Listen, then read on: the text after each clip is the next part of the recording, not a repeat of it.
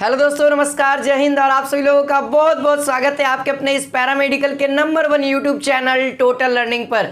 तो दोस्तों आज हम लोग पैरामेडिकल प्रवेश परीक्षा के सिलेबस के बारे में जानने वाले हैं, साथ ही साथ इसका एग्जाम पैटर्न क्या होता है। जैसे आप सभी के क्वेश्चंस आते हैं कि सर इसमें नेगेटिव मार्किंग होता है कि नहीं होता है, इसमें कितने क्वेश्चन पूछे जाते हैं, हमको क्वेश्चन सॉल्व करने का एग्जाम सेंटर पे कितना समय दिया जाता है ना, किस किस सब्जेक्ट से क्वेश्चन आते हैं, सब्जेक्ट का कौन कौन सा टॉपिक से प्रश्न पूछा जाता है, हर एक सॉल्यूशन आज के इस एक ही वीडियो में मैं देने जा रहा हूं। तो इस वीडियो को पूरा एंड तक देखना है और अच्छे से एक एक टॉपिक को समझना है ताकि आप लोगों को भी इस एंट्रेंस एग्जाम में है ना तैयारी करने में मजा आ जाए, है ना। तो चलिए दोस्तों, इस वीडियो को स्टार्ट करने से पहले आप सभी से एक छोटा सा रिक्वेस्ट है, यदि आप हमारे इस चैनल पर नए हैं, पहली बार आ रहे हैं, तो इस चैनल को सब्सक्राइब करें और इस वीडियो को लाइक और साथ में अपने दोस्तों के पास शेयर जरूर करें। तो यहाँ पे दोस्तों हम सबसे पहले एग्जाम पैटर्न को अच्छे से क्लियर करते हैं।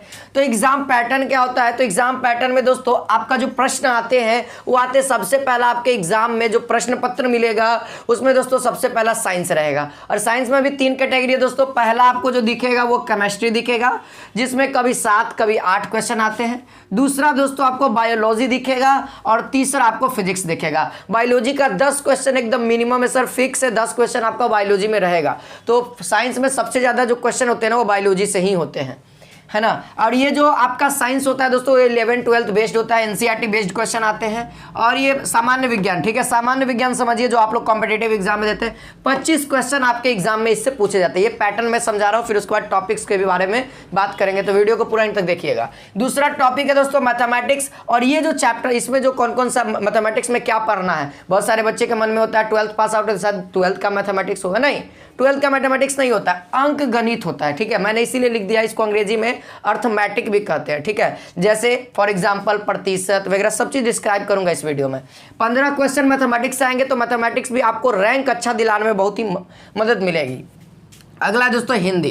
हिंदी में क्या पूछा जाता है, तो व्याकरण पूछा जाता है सर। व्याकरण से 15 क्वेश्चन रहते हैं, जैसे संधि, समास, है ना, अवयव, है ना, वाक्य शुद्धिकरण, ये सब पूछा जाता है। अगला है दोस्तों चौथा जो सब्जेक्ट है दोस्तों वो है आपका इंग्लिश। इंग्लिश में क्या पूछा जाएगा, तो ग्रामर से पूछा जाएगा। ग्रामर मतलब वॉइस से रहेगा, नरेशन रहेगा, टेंस रहेगा, इनकरेक्ट एवं करेक्ट वर्ड रहेगा, है ना, वर्ड सेनोनिम्स रहेगा, एंटोनिम्स रहेगा। ये रिगार्डिंग इसका चैप्टर का नाम है। 15 क्वेश्चन इसमें भी रहेंगे। जीके में देख लीजिए, जीके में जो क्वेश्चन है दोस्तों 15 क्वेश्चन है, यहाँ पे 20 क्वेश्चन रहेंगे। जीके में टोटल कितने क्वेश्चन रहेंगे, 20 क्वेश्चन रहेंगे। जीके में कौन सा सवाल रहेगा, तो जीके में स्टैटिस जीके हम लोग इसको कहते हैं दोस्तों, जिसमें आपसे पूछा जाएगा भारत के पहले प्रधानमंत्री कौन है, इस देश की राजधानी कौन है ना, इस देश का पुराना नाम क्या है ना, ये गंगा नदी के कौन किनारे में कौन कौन सा शहर बसा हुआ, ये सब इस स्टैटिस जीके के अंतर्गत आता है। ये आपका सिलेबस है। अब सर बहुत सारे बच्चे के मन में एग्जाम टाइम कितना होता है, तो एग्जाम में जो टाइम मिलता है वो 2 घंटा 15 मिनट में आपको ये पूरा सॉल्व करना रहता है सर। सारे प्रश्न आराम से, कुछ मीडियम लेवल के रहते हैं, कुछ लो लेवल के रहते हैं, कुछ हाई लेवल के रहते हैं, क्योंकि हर एक एग्जाम का पैटर्न होता है, सबको पता होगा। अब पर क्वेश्चन आपको कितना मार्क्स दिया जाएगा सर, तो पर क्वेश्चन आपको 5 मार्क्स दिया जाएगा। अगर एक क्वेश्चन सही करते हैं तो 5 मार्क्स लीजिएगा। अब बहुत सारे स्टूडेंट के मन में ये रहता है कि नेगेटिव मार्किंग है सर, तो मैं बता दूं बिहार का कोई भी एग्जाम हो नेगेटिव मार्किंग नहीं होता है। तो अगर आप लोग बिहार पैरामेडिकल का दे रहे हैं तो आपको इस एग्जाम में नेगेटिव मार्किंग नहीं होता है। यूपी वगैरह में होता है लेकिन आपके इस एग्जाम में नहीं होता है, झारखंड वगैरह में भी है, लेकिन हम तो बिहार की बात करें दोस्तों। यहाँ पे टोटल क्वेश्चन कितने हो गए दोस्तों, तो आप इन सब क्वेश्चंस को ऐड करिएगा तो 90 क्वेश्चन आपके हो जाते हैं। और टोटल मार्क्स कितना हो जाता है, तो 450 मार्क्स, क्योंकि आपको पर क्वेश्चन पे 5 मार्क्स, तो 9 पचे 45 और 90 पचे 450 मार्क्स का एग्जाम हो गया। अब सर अब 450 मार्क्स का एग्जाम होता है, तो बहुत सारे बच्चों के मन में ये डाउट रहता है कि सर हमें लाना कितना है, तो लाना है दोस्तों 320 मार्क्स, बस इतना ही टारगेट रखो, ज़्यादा के टारगेट मतलब, क्योंकि 450 में 450 लाएंगे, ज़्यादा कुछ नहीं। 300 से 320 से स्टार्ट करिए और 350 तक का टारगेट रखिए, बस और कुछ नहीं। 320 से स्टार्ट करिए और 350 तक का टारगेट रखिए कि इतना के बीच में आना है। आपको मालूम है इतना के बीच में ला दिए ना, आप टॉपर कहलाइएगा, है ना, बिहार पैरामेडिकल का टॉपर कहलाइएगा, ठीक है। तो इतना ही लाना है, ज़्यादा नहीं लाना है। अब हम लोग बात करते हैं सर केमिस्ट्री, बायोलॉजी और फिजिक्स का सिलेबस, फिर उसके बाद मैथ का, फिर उसके बाद हिंदी, इंग्लिश और फिर स्टैटिस जीके का। तो चलिए इसको नोट कर लीजिए। चलिए दोस्तों हम लोग सबसे पहले साइंस का सिलेबस जानते हैं प्रॉपर ढंग से, ताकि आपको तैयारी करने में मदद मिलेगी। तो यहाँ पे दोस्तों केमिस्ट्री का जो पहला चैप्टर आपको पढ़ना है वो क्या है, परमाणु संरचना पढ़ना है। सेकेंड सेकंड चैप्टर का नाम क्या है दोस्तों, तो तत्वों का वर्गीकरण। और थर्ड चैप्टर का नाम क्या है दोस्तों, तो रसायन बंधन। और चौथा चैप्टर का नाम क्या है दोस्तों, ऑक्सीकरण एवं अवकरण। ये चौथा चैप्टर का नाम है जो आपको पढ़ना है, आपके एग्जाम में क्वेश्चन आते हैं। पांचवा चैप्टर आपको क्या पढ़ना है दोस्तों, क्षार अम्ल एवं क्या है, भस्म या कहो चाहे लवण कहो, ठीक है।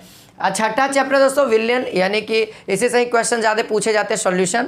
और जो सेवन चैप्टर दोस्तों वह धातु, अधातु एवं मिश्र धातु।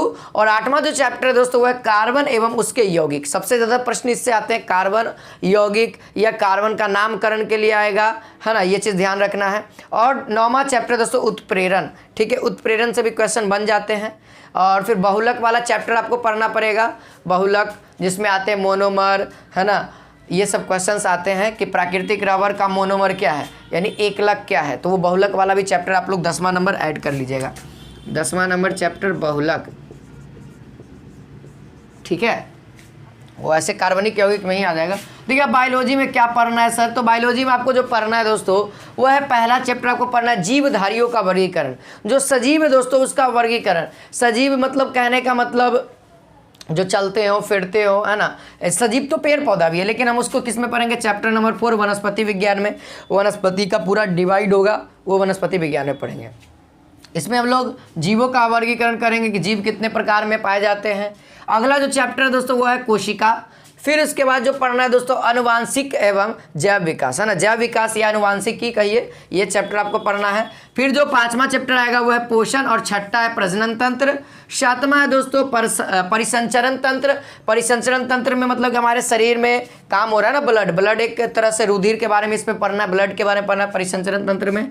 और आठवां चैप्टर है दोस्तों कंकाल तंत्र, कंकाल के हड्डियों के बारे में पढ़ना है। नौवां चैप्टर है दोस्तों श्वसन तंत्र। और फिर 10वां है उत्सर्जन तंत्र। और 11वां है दोस्तों अंतःस्रावी तंत्र, इसमें हार्मोन्स के बारे में पढ़ना। और आपके एग्जाम में हार्मोन्स से बहुत ही ज़्यादा प्रश्न आते हैं, एक क्वेश्चन फिक्स हार्मोन्स वाला, ठीक है। 12 नंबर में आपको न्यूरो सिस्टम यानी कि तंत्रिका तंत्र को पढ़ना है।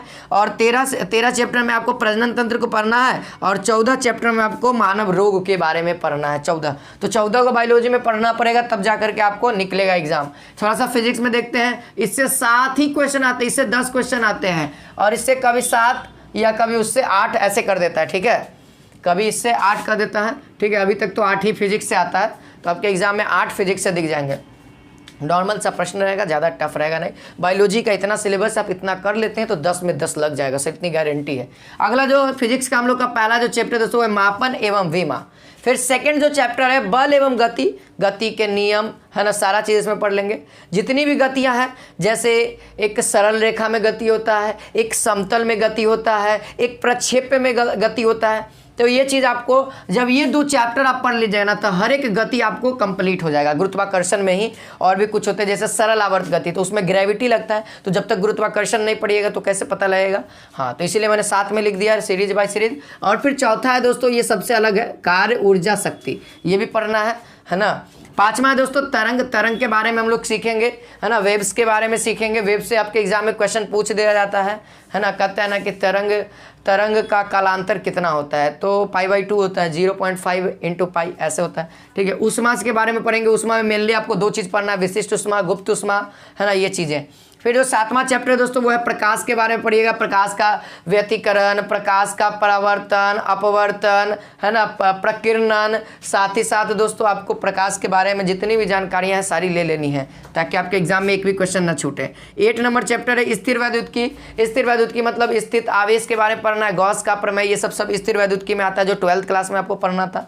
विद्युत धारा से क्वेश्चन बनते हैं आपके एग्जाम में, न्यूमेरिकल क्वेश्चन बन जाता है, तो ये चैप्टर को भी आपको अच्छे तरीके से कवर करना पड़ेगा। और 9 नंबर चैप्टर दोस्तों चुंबकत्व, 10 नंबर है चुंबकत्व, जिसको आपको कंप्लीट करना है। मैग्नेटिज्म आपके एग्जाम में क्वेश्चन बन जाते हैं, मैग्नेट से क्वेश्चन पूछ देता है, कोई इक्वेशन दे देगा कहे कि ये क्या है, तो लोहा क्या है ना, तो वो चुंबकत्व वाले चैप्टर में आपको क्लियर हो जाएगा।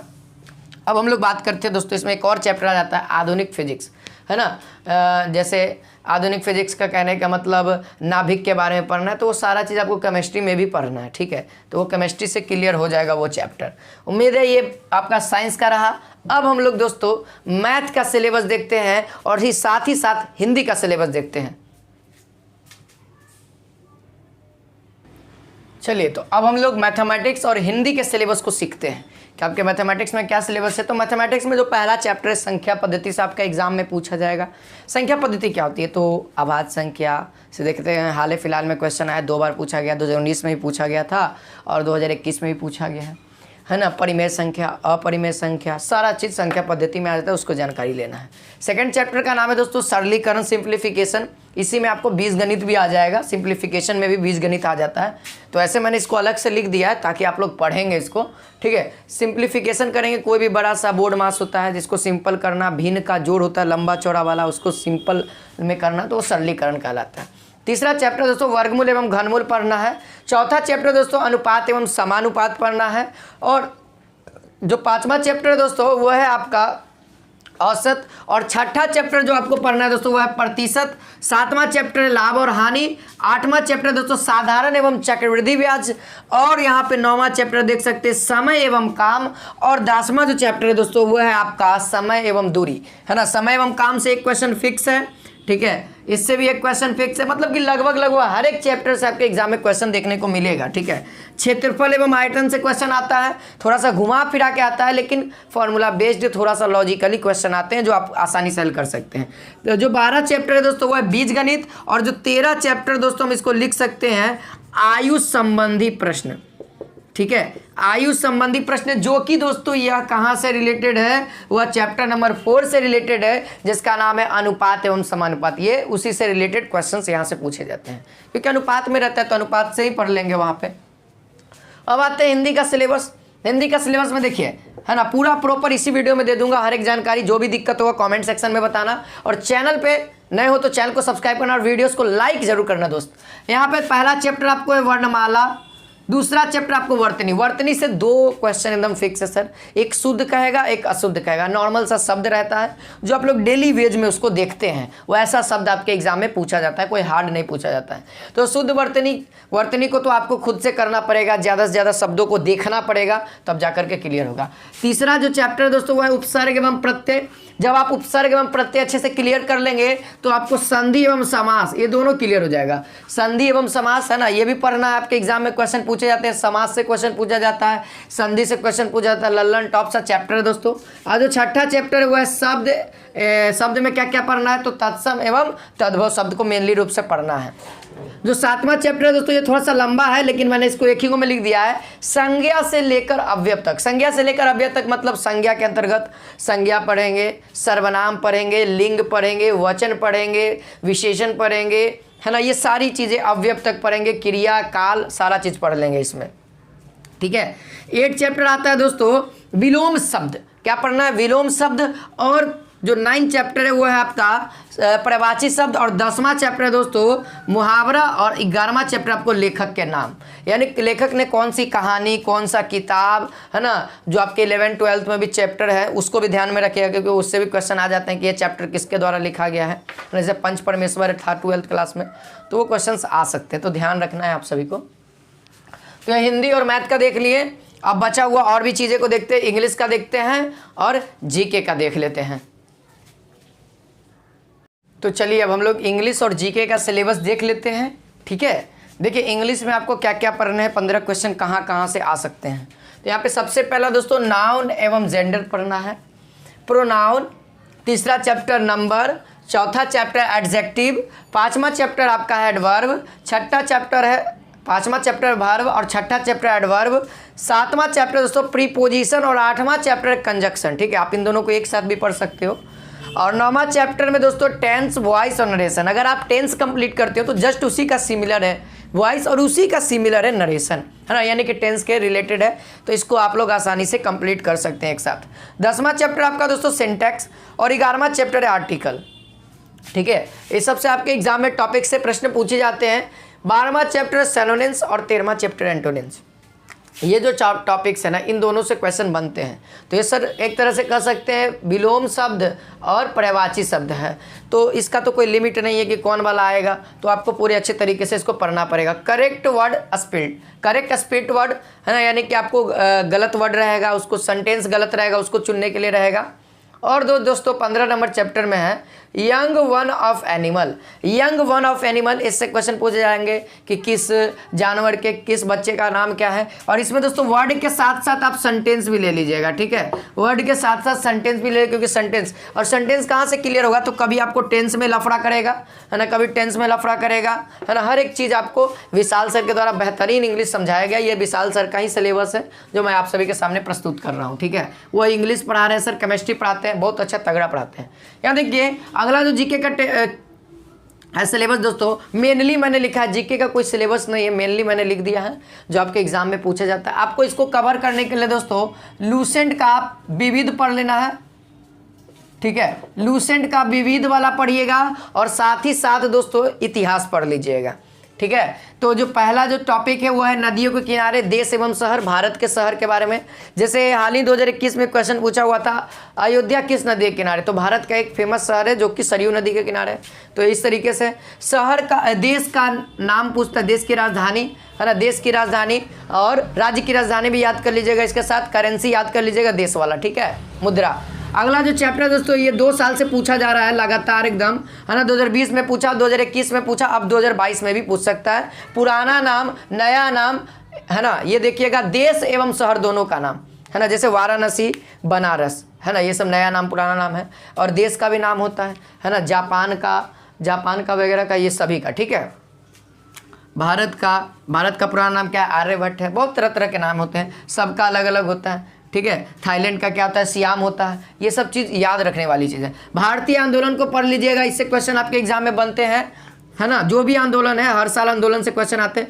भारत के प्रथम प्रधानमंत्री, महिला में, जेंट्स में, सारी चीज़ जो भी प्रथम है वो याद रखिएगा। और जो लास्ट है दोस्तों खेल जगत, इसको बढ़िया से पढ़िएगा, हर एक खेल के बारे में जान लीजिएगा, हर एक खिलाड़ी जो कि हर एक खेल में, जैसे हॉकी में ध्यानचंद ही फेमस है ना, क्रिकेट में विराट कोहली, MS धोनी, ये सब फेमस है ना, तो उन सभी के डिटेल्स वगैरह थोड़ा थोड़ा पढ़ लीजिएगा, हर एक खेल के बारे में जान लीजिएगा जो आपके एग्जाम में क्वेश्चन आते हैं खेल से।